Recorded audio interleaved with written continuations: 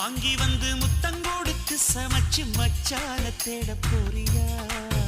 நான் கண்ணால பேசையில என் மையாக இருக்கணும்.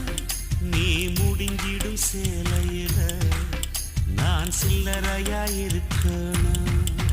சீ போயா நீ ரொம்ப மோசம், என்ன தொட்டா உடம்பு கூசும். சீப்பொம்மான மோசம் உன்னை தொட்டா கிடைக்கும் மோட்சம்.